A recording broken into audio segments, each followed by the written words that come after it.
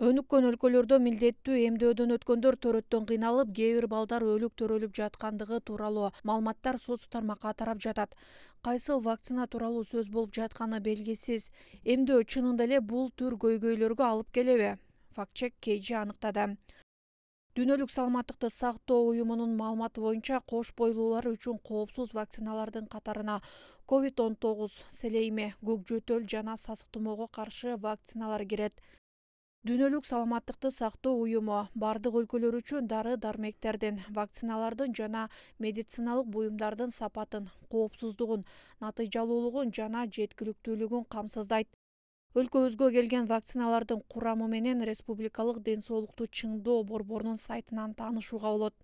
Бардык дарылар сыяктуу эле вакциналар дагы терс реакцияларды жаратышы мүмкүн, бирок алар организмдин өзгөчөлүктөрүнө жараша болуп, адатта 2-3 күндүн ичинде жоголот.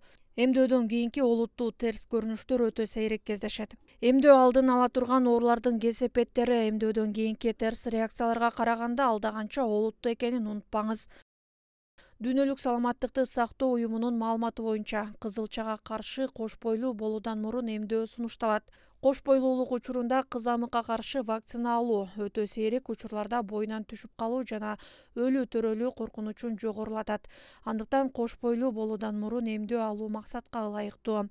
Дүйнөлүк саламаттыкты сактоо уюмунун маалыматына ылайык, кош бойлуулук учурунда көк жөтөлгө каршы эмдөө алуу ымыркайды бул дарттан коргоонун коопсуз жана таасирдүү жолу. Кош бойлуулук учурунда гриппке каршы эмдөө алуу коопсуз жана энени дагы ымыркайды дагы бул илдеттен коргойт. Кош бойлуулук учурунда COVID-19 вакциналарын алуу коопсуз жана балалуу болуу мүмкүнчүлүгүнө эч кандай таасирин тийгизбейт. Вакциналар организмдин иммундук системасы менен өз ара аракеттенет жана репродуктивдүү органдарга таасир этпейт. COVID-19 вакциналарынын клиникалык сыноолорунда, ошондой эле балалуу болууга аракет кылган жубайлар арасында жүргүзүлгөн изилдөөдө COVID-19 каршы эмдөө алгандар менен эмдөөдөн өтпөгөндөрдүн балалуу болуу деңгээли бирдей болгон деп билдирет Вашингтон штатынын саламаттыкты сактоо департаменти. Кеңири колдонулган вакциналар ондогон жылдар бою колдонулуп келет. Алар эмдөө программаларына киргизилгенге чейин жыл сайын коопсуздуктун катуу сыноосунан өтүшөт. Ар бир вакцинаны коопсуздугун аныктоо үчүн алгач жаныбарларда клиникага чейинки сыноодон өтөт. Андан кийин адамдарда клиникалык сыноолордун 3 фазасынан өтөт. Вакцина колдонула баштагандан тартып, анын коопсуздугу жана натыйжалуулугу дайыма көзөмөлдөнүп турат. Бул аны колдонуу саясатын тууралоого мүмкүндүк берет.